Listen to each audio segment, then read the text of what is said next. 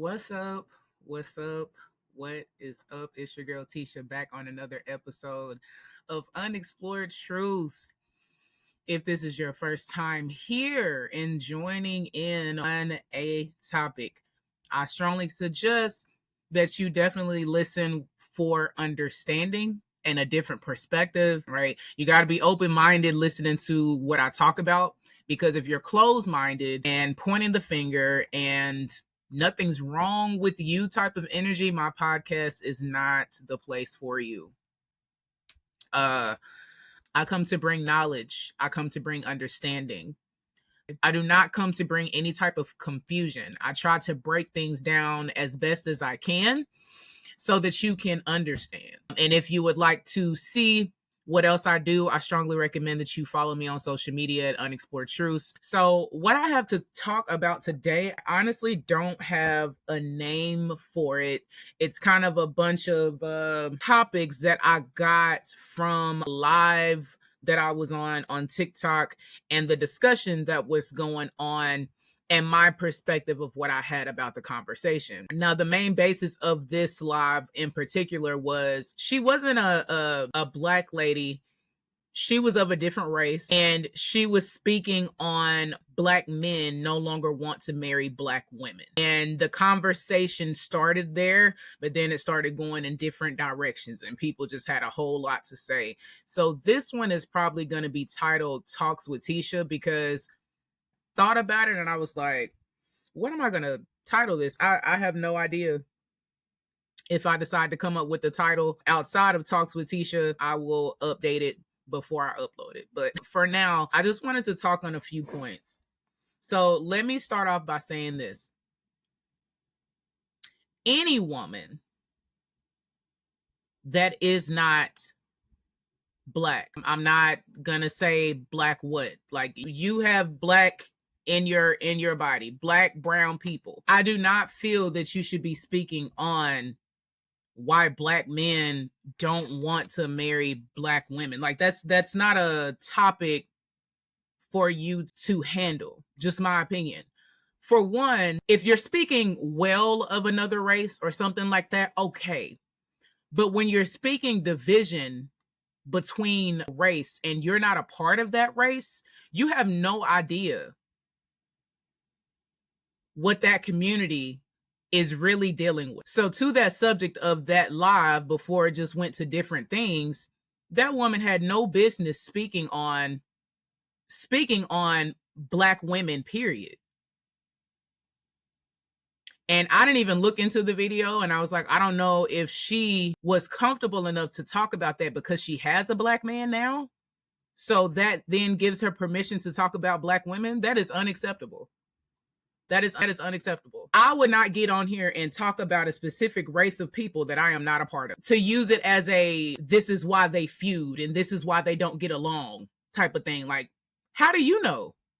Because of what you heard? This is something that you need to be a part of an experience on. Now, if you're talking about the history of something and the facts are facts of what another race particularly may have done, that's something different. So let me get into it. And I don't want to make this one a long one because I'm actually getting ready to go to church. So I will try to make this as short and sweet as I possibly can. All right. So first thing that I noticed during this panel and this discussion, and it wasn't like a planned panel, it was just somebody doing a live on their TikTok, and like basically if you request to join, you could speak on the subject. It wasn't like, oh, okay, I'm going to choose these people to be on the panel. So it was a lot of different things being said. And what I noticed and picked up during the discussion was the first thing is how, and there were men and women on this discussion, is how a woman asks a man for a perspective and what he thinks about something. And then when he vocalizes it and tells you how he's feeling and says what he thinks about the subject, about women and men, black women and men, or whatever the subject is, just involving a different perspective coming from a man. Women have to learn how to listen completely before they respond because they're triggered by something that they said. This man literally said, and it got so bad. Before I say what he said, it got so bad for a second that I almost exited out the live, because the woman that was talking to him was over talking him because he used a specific word that like literally triggered her. And you could tell because she had her time to speak already. She kept unmuting herself to get her word out as to how dare you say this and blah blah blah. And the man didn't even call nobody out their name or anything like that. He literally was answering the question that was the discussion. The host gave him the floor to talk about it. And he was a black man, and the lady that kept interrupting was a black woman. You have to learn how to listen.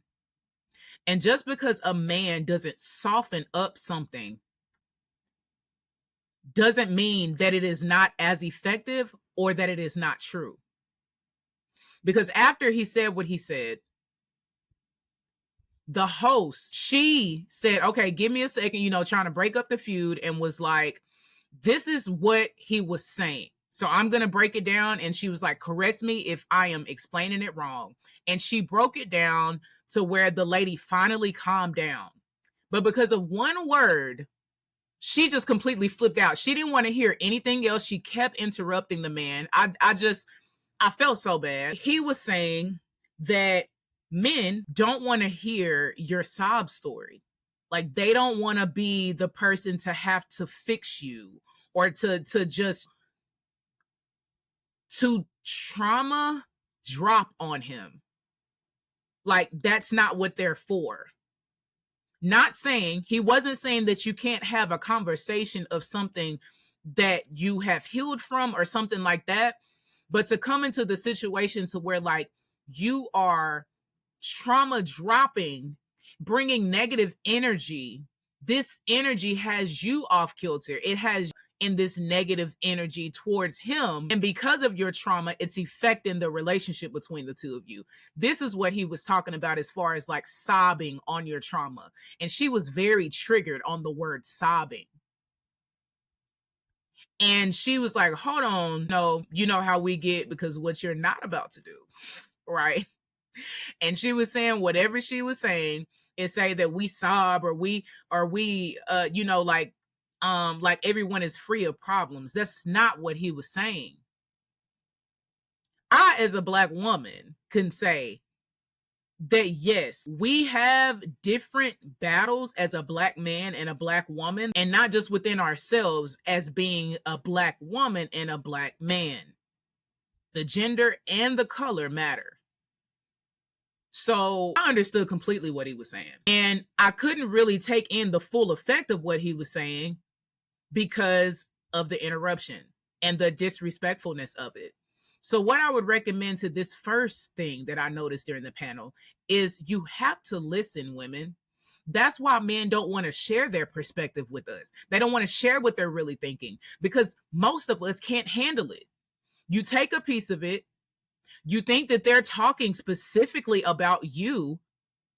And if they are, is it true? Because if it's true, maybe it's something that you need to work on. Because if you're that triggered, something about what he was saying was true.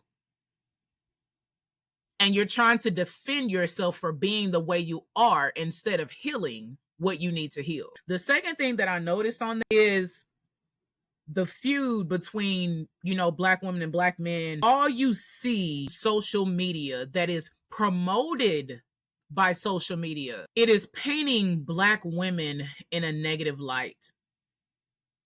Yes, some of the things paint black men in a negative light as well. But because the specific topic was basically about women, why black men are not choosing black women and they're going to other races.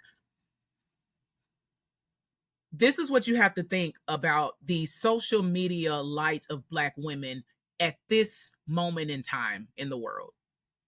It's not a good light. Is there good light? Absolutely. Absolutely. There is good light, but the majority is not. Promiscuity It's all around. The way that women, black women, just from what I see, and you guys can, from whatever you see, I'm pretty sure we're on the same page. But basically, women looking for money, saying it's okay for them to have as many sexual partners as they possibly can. It doesn't matter the number. And this is not to judge anybody or say that I'm perfect either. But I'm saying this is what is being promoted. Everybody has a past. So I can't sit up here and say that I was perfect. Man, it's so much to learn in your 20s. I just barely just made it in my 30s. And learning how to present yourself properly as a black woman is very important. To not be a part of the status quo of what's being promoted. Sex and using guys for money and getting a bag in a bad way, because you're using the guy for money. Like getting a bag and using this man, that man, whatever you can do for the money. It's money and sex is literally the two things that is the strongest thing that's pulling and targeting our community. Does it happen in other communities? Yes. But in our community, like, we got to take control of that. Like, just because somebody has money on the man side and just because a woman is beautiful does not mean that they're going to be a good couple or for each other. That is literally things you can touch. The most valuable things in relationships are not tangible. People got to look at people's minds and their characters. What can we do as a black woman, as a black community, to pull us together? And if you haven't, I am not, this is not the category that this is not what my podcast is about. But I'm sure if you're listening at some point, if you've ever heard of Dr. Umar, I would, as a black community, I would take a listen to some of his videos. They're everywhere. You can find him on everything. There's clips, or I don't know. He may be on YouTube. I see him on TikTok mainly, or like clips on like reels and stuff like that. So look him up and get a more like understanding of the things that he has to say about our community and what's going on in the community. Do I agree with everything he says? No. I don't think I agree 100% what anyone says. But he has a lot of knowledge about the black community and the things going on in that nature. But my point, black women are not being promoted as wives. They're being promoted as sexual beings. And so if a black man is looking for a wife, he don't want to go certain places, not even going to name them. He doesn't want to go in certain places trying to find one. Because what is my wife doing in here? Can it happen? Yes. Is it the majority? No. No. No.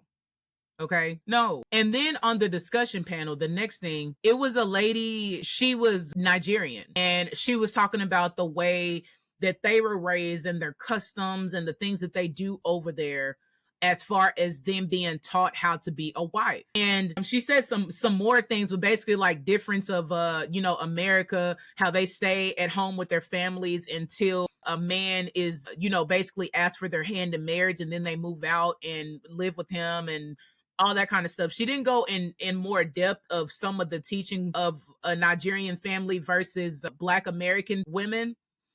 So in the process of her talking, I believe that if you've ever heard somebody say this, I know how to be a wife. I know what it takes to be a wife. If you ask each individual person what it takes to be a wife, or what is considered wifey material to you, you're going to get different answers based on their mindset. Some of them may have similarities, but my point to that is, how were you taught what a wife is? Did you learn being a wife from your mother, your grandmother, your great-grandmother, your aunties? Did you learn from men what men want of being a wife? Because being a wife, there are some things that you can teach. And honestly, I I honestly don't think cooking and cleaning is something that a man or a woman can do. It's not gender specific. I would hope if a man has his own place that he is cleaning and cooking something, or at least teaching himself how to cook something, okay? Like cooking and cleaning, it's a role of a relationship. It's not gender specific to the role. So people saying cooking and cleaning as a wifey duty, I'm sorry, I don't see it as a wifey duty.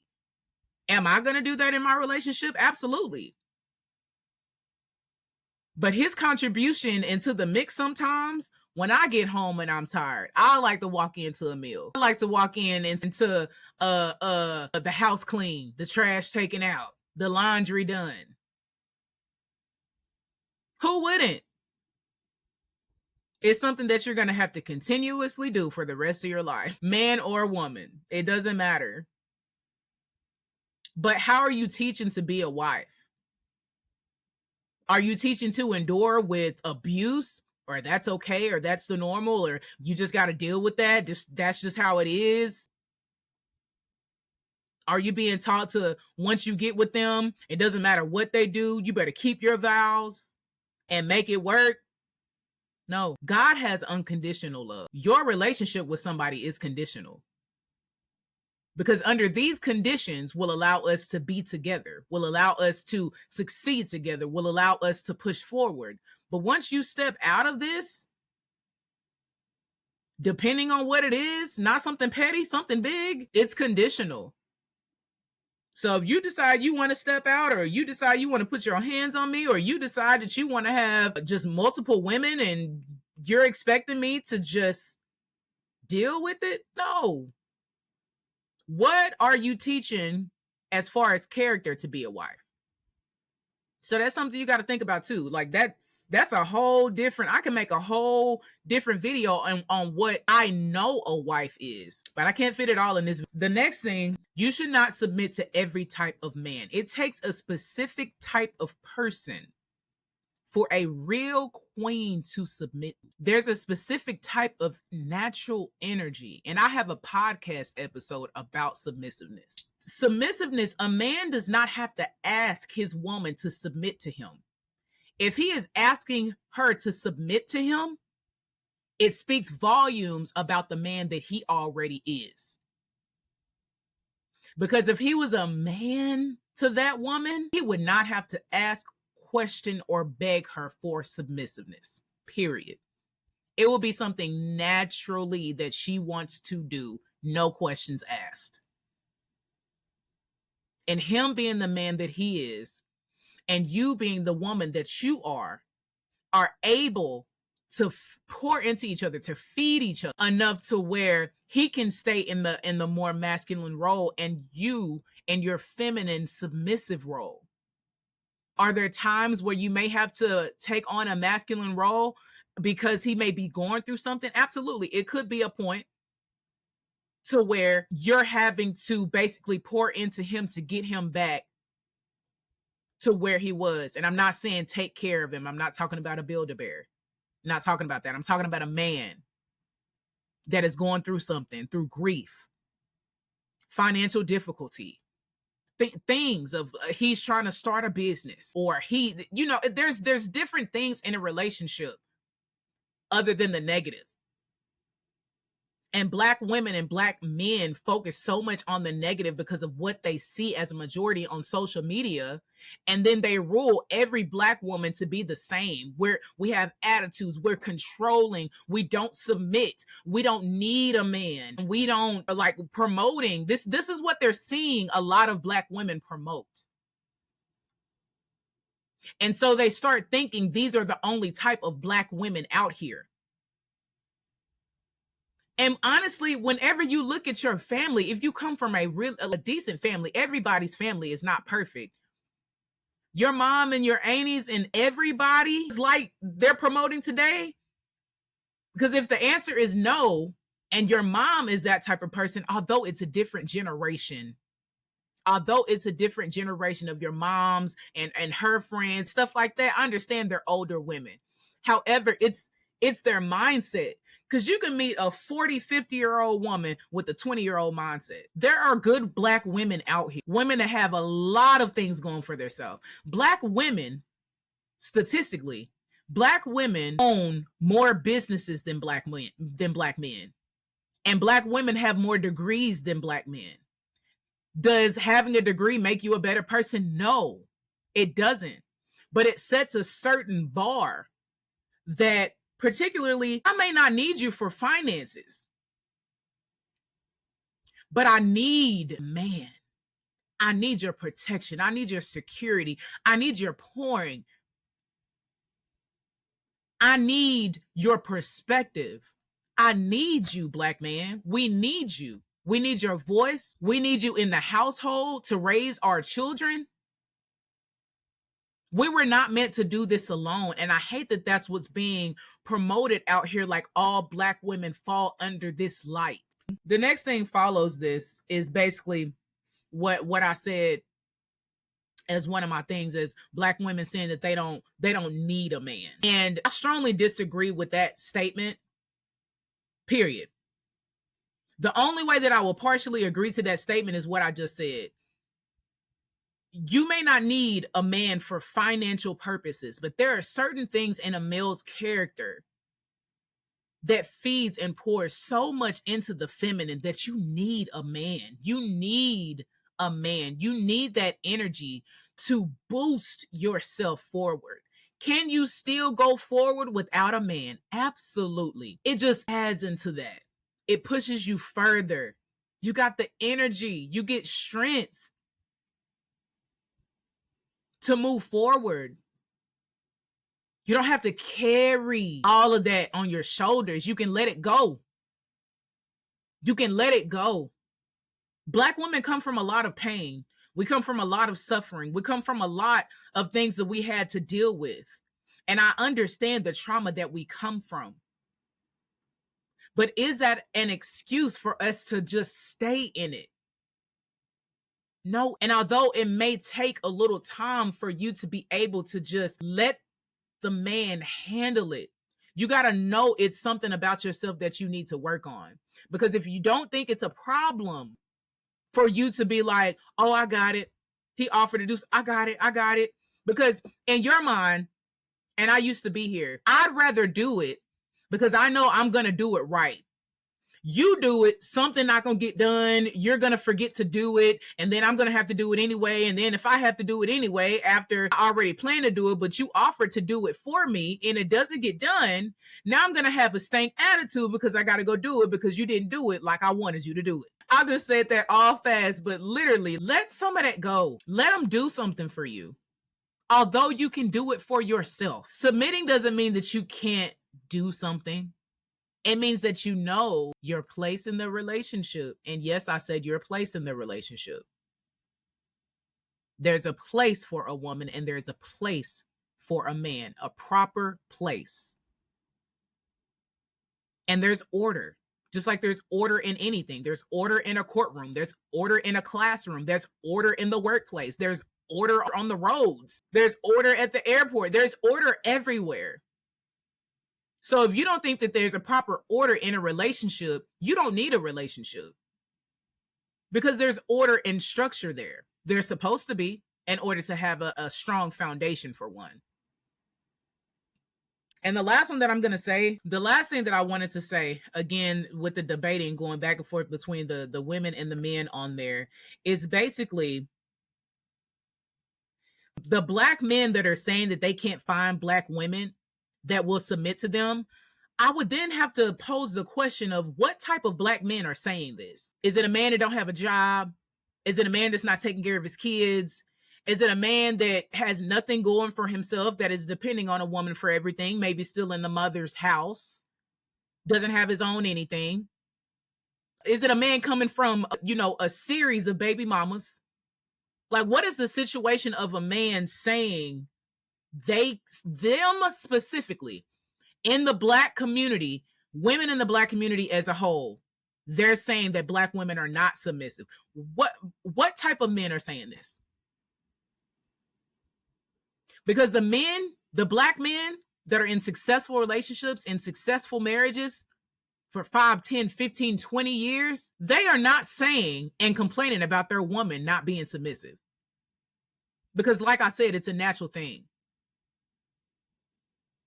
So if we had more time in that discussion, I wouldn't be like, what type of, my first question would be for the man to define what type of man he is, not what man he wants to be. Tell me exactly the type of man that you are. What makes you or defines you as a good man? Because I can tell you what makes me a good woman. Do I have flaws? Yes. Would a good man have flaws? Yes. Again, there's things that we can continually work on. No one's going to be an art of perfection. We are not God. We are not perfect. But I know what makes me a good woman. My good outweighs my flaws. So that, if I could have dug deeper, like it was other people talking, but when it got brought up in there, I'm like, what type of man is actually saying this? That's what I want to know. That's what I want to know. What kind of man is this? What kind of man is this? So I'm gonna close this out. I just want to say, as a Black community, we have to do better. We have to do better with the things that we promote in our culture, because it makes our culture look like a joke with some of the stuff that we see on social media. It's all about drama and what's going on with drama with us. Like, I don't understand it. Us putting down each other. Like, these things aren't happening in other races, because they are. But they're not being promoted as this race against a female and male race. Like, they're against each other like Black people are. It's crazy. It's so crazy how much feuding we have with each other. We have got to come together as a community. Period.